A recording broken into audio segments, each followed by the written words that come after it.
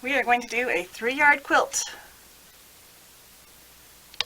Hi, it's Lynn with Soft Squares. Today we're going to work on this quilt that's behind me. It came out of this book called 3-Yard Quilts by Quilt Cafe. Watch how I make it and modify the pattern to work with the fabric that I have to work with. Alright, so these are books called 3-Yard Quilts. They are from Fabric Cafe. Donna Robertson is the creator, and she has put out several books. I happen to have 4 of them, and these are really good books because they will help you make quilts relatively quickly without a lot of intricacy, and they're great for beginners, great for someone who just wants to take a break from something complicated, or if you just need something quick.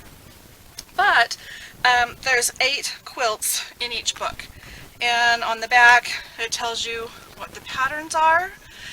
And I am going to make one of these today. And I've gone through and I've looked at all these patterns. Again, these are just the ones that I have. And just a quick comment, these are actually showing it as baby blanket or throw size.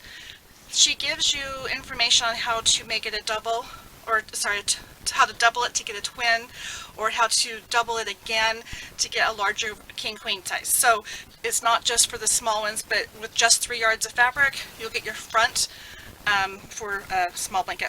So anyway, I am going to do this blanket,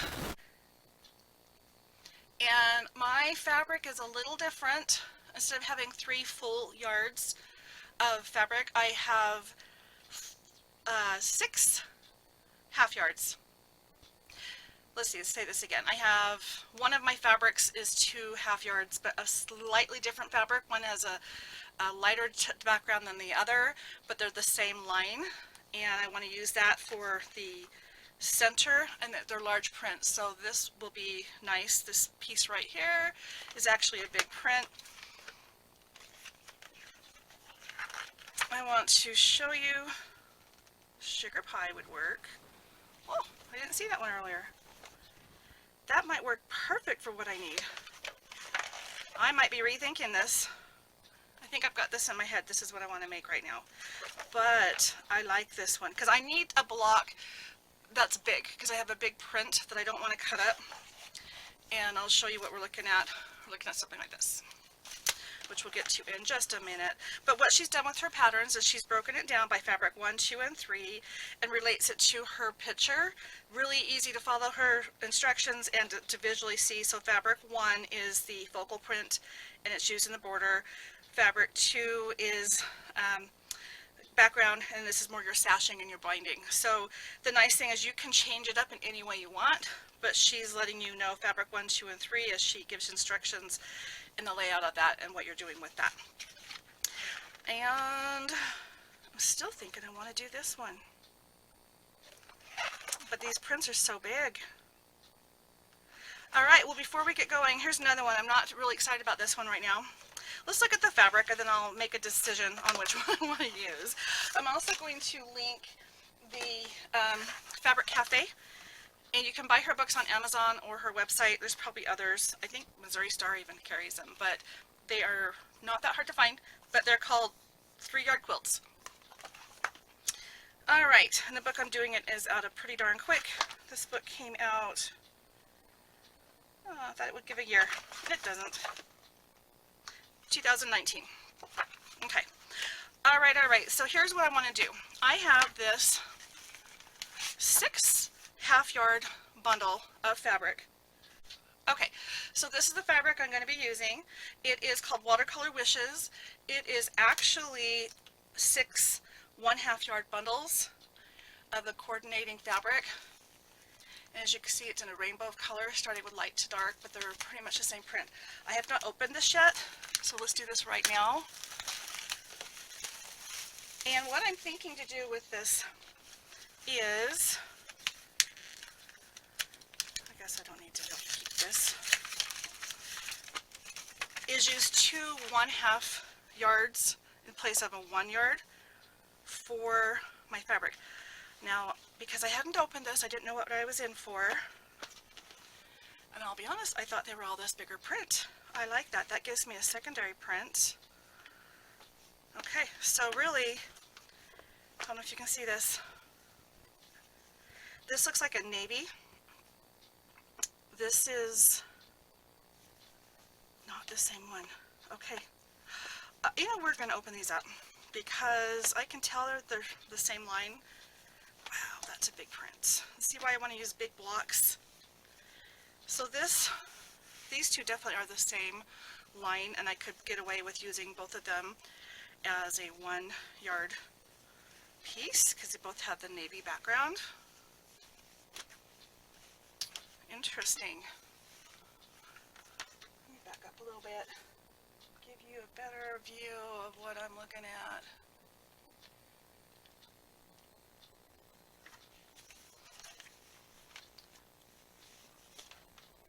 Okay, so there's those two. The next option is this one. These two are, one looks like a white background and the other looks like a light blue background, but they are the large and the small print of these, which I think could easily get put in the same category or the same block. Now I'm rethinking this. I want to find a way to utilize these large prints, and the last one that I have is this one, which is more the smaller floral print, but then it has this. This would be really good. I could use as a binding or a trim piece. Pretty sure I can just incorporate that. So really what I'm doing, I'm going to modify this recipe pattern. Modify the pattern. But what I had in mind was using 1 yard of half cuts and make a small blanket, and if I could make it work that it looked good, turn it into a twin, but I would need 4 pieces that match. I could very easily use all of these, 1, 2, 3, because they are the same size, and have those 3 be my focal in the big blocks. Can't really see that blue one anymore, I'm sorry. Or I can stick to lights and darks. Now honestly, I thought this was black. It is navy. And I'm going to use navy as one of my solid colors, or a white, or I'm going to use a darker contrast in a solid as one of my colors. And then I wanted to use like a pink or a purple. And I went through my stash. I found this. I think this would be really pretty. And then I have a lot of yardage of this one. And depending on how it goes, this could turn out to be the back. So let's see if we're on the right track. So I really think I've got my accent colors figured out. It's just which of the colors and how big. So I could do, again, 1 yard, which would be these 2 pieces together. And you know what, I'm thinking,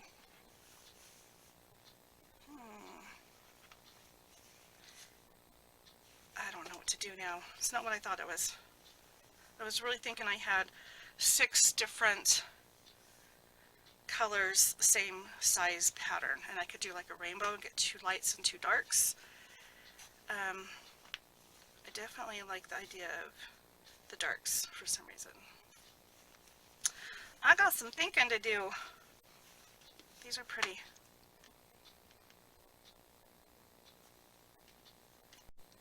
Alright, I've swapped out what I had sitting over here, which was black fabric, for dark blue or navy.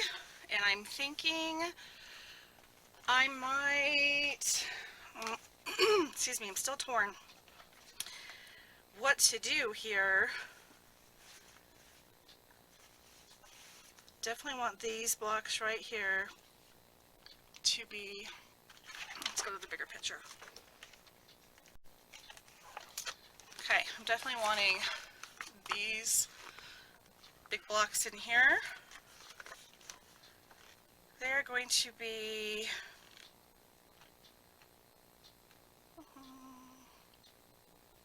trying to see if it tells me 8 by 8 blocks. 8 by 8. Okay, so now I have a size to work with. This is 8 with some border, but this right here, I know it's busy, but this is what would be showing up in my block, and it needs to be big enough to see what it is. Now over here, I would be doing this. Now I'm not planning on fussy cutting these because I want the fabric to work. And if I were to fussy cut, which could be done, it just means you're being very specific in where you place your cuts. That might work right there because I've centered the flower, but I'm not going to do that. Just gonna, there's enough going on with these that even no matter what square it's in, it will have a lot of flower. And so I am thinking I'm going to do these 2 dark blues as my center pieces. My focal print fabric 1, and then navy blue. Oh, where do I want to put the pink? Maybe I'll put pink. I gotta figure out the pinks, which one of these will be pink and which will be navy. And then I like this. Wonder if it could be, nope, it's too light for everything I'm doing. That will be used on something else. I think this would be really pretty. It's a very dark blanket. Oh boy, let's see. Well, let's start cutting and see where how it turns out. Sometimes that's just the way it goes.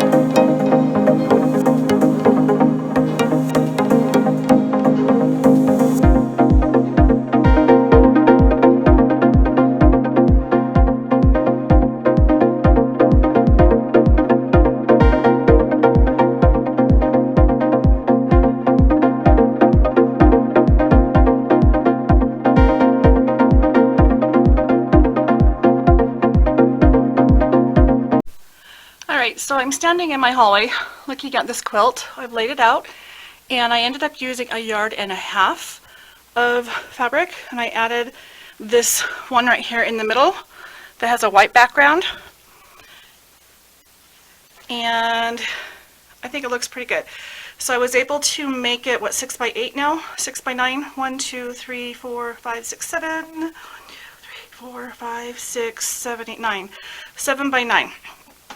So now I'm going to pick them up row by row, label my rows to keep them in order, start sewing them together, and then I'm going to put borders on it. And I'm actually modifying the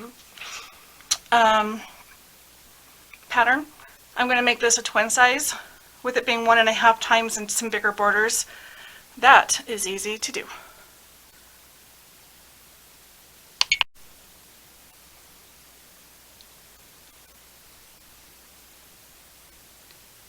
Looks pretty good. Those are actually navy blocks, not black, and I like it. And these are actually a lighter blue. I couldn't tell at first.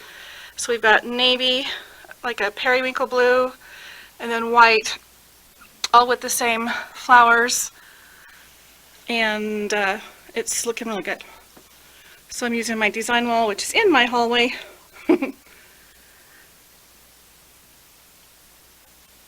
I work with the space I have. I love these little straight pins. I don't know if you can see it, but they have numbers on them.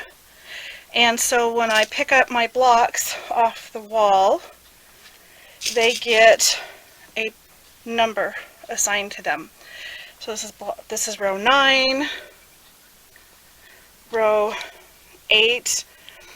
So in addition to having to keep my rows straight, I need to keep the orientation straight because it will change the layout, because it is not every other block. There's a little bit of a pattern to it with the floral.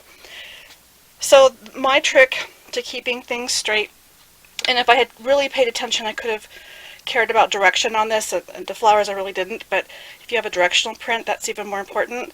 But what I do is I just go across the wall, left to right, picking up the blocks, putting the top one on front, and then just going behind and picking up the next one down.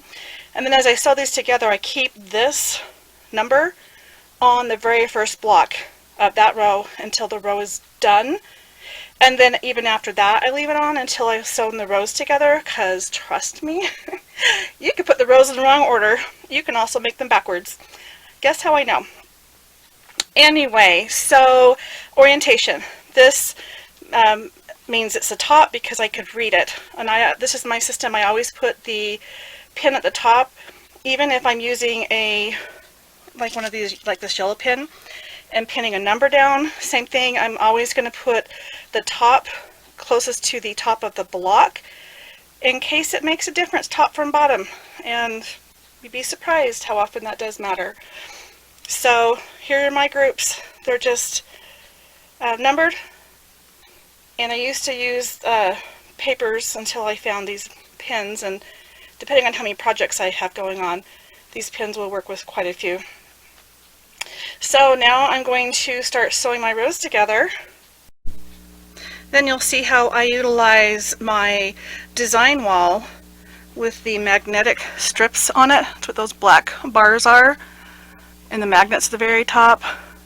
That's how I make it so I can see the rows as they're coming out, because I like to see progress, and my design wall is not in my room. So we're going to start sewing.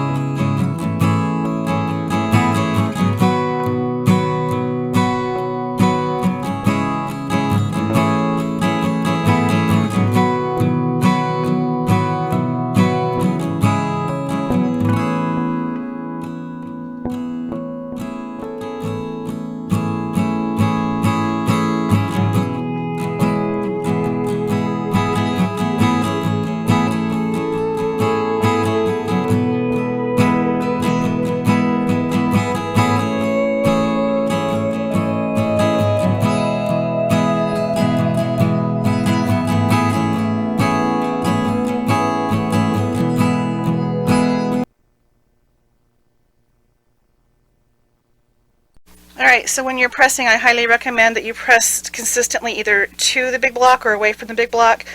I'm choosing to press into the big block just because there's a seam here and this wants to lay flat, although it's easy no matter which way you do it. There's not a lot going on. Just be consistent, because when you join your seams, you're going to want them to offset so that they will nest. Again, here's what's going on my wall. First 3 rows, you can see that the pattern is working, keeping my rows straight. And I'm about to press the last 6 rows. I've sewn them. We're going to add them to this and then we'll see what's going on.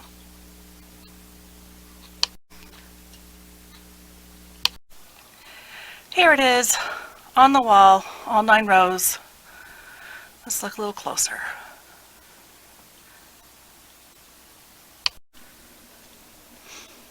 So my diagonal lines are still going the way they're supposed to. This is why pinning makes a difference on this. If I had used the exact same block in my solid block or my large block, it wouldn't have mattered, but I had a pattern. And I didn't worry about the direction on these, but if I had a directional pattern, even more reason why you want to pin it, keep it straight, and I'm very happy with this. And what's cute is these go this way and these go this way. When I first laid it out without thinking, I had the large blocks going left to right, and they just look like they're in competition with those little cornerstones. So I turned them so they're all going the same way. I think you can lay it out however you want. Now I'm going to put borders on. I'm going to make it twin size, and the best way to do that is to measure from the center of the blanket, so not on the edge but the center, and go across from here to here and see what that width is, and then in the middle from here down to here, or somewhere not on the edge, and measure that to get your side and top seams or dimensions. Ideally you want to put the sides on first and then the top, although I don't think that's a hard written rule, I just think it's pretty common to see. And that's what my plan is. So let's see what this works out. Oh, before I go any further, look, I kept all my little numbers in here, and even though I have thought to myself, I don't need these numbers, it's so easy to get off. So this is where I leave it here until this point. Now I can take them out. I don't need them anymore. I'm sitting at my machine. We're kind of in a small space, but as I pointed out on the wall, the side measurement, we need to get that, and then we need to do the top measurement. We're going to put the sides on first for the border, and we're going to do 2 borders. The first border will be this 3.5 inch border, and my measurements are 66 inches long. So we're going to take my first border, which I have already pieced and cut to be 66 inches, and now I'm going to pin it on to the blanket. And actually I'm going to use these clips, and this is how you do it to make sure it's the exact size and it doesn't stretch. So I'm just going to slide this down to the other side.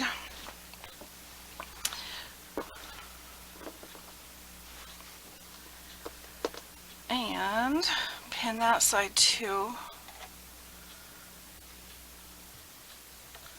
We got all kinds of lights going on. Sorry.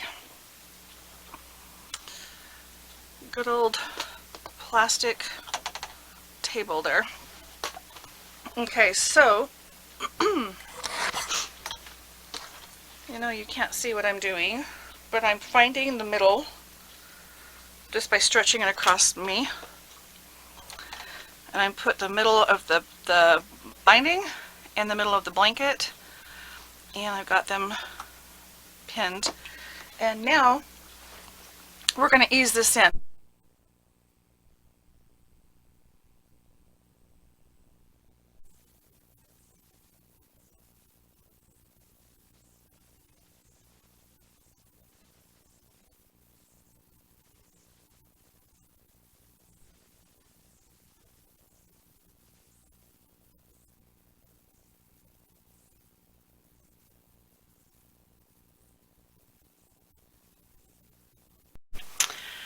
Alright, it's done. It's hanging up on my wall, but this wall is not big enough. Got dog beds. But this is it for now, and eventually when it is finished and quilted, I will add a link to the video so you can see the finished product. But you can definitely see that border made it look really nice.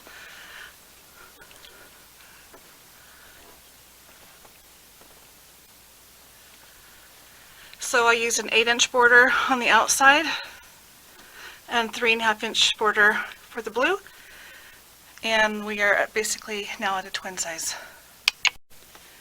So I went from this to this. I made a pillowcase because I had leftover fabric, so I just don't have enough space to back up to show you all this at once, one big shot. I'm so sorry, but you get the idea. So twin size bedspread and pillowcase.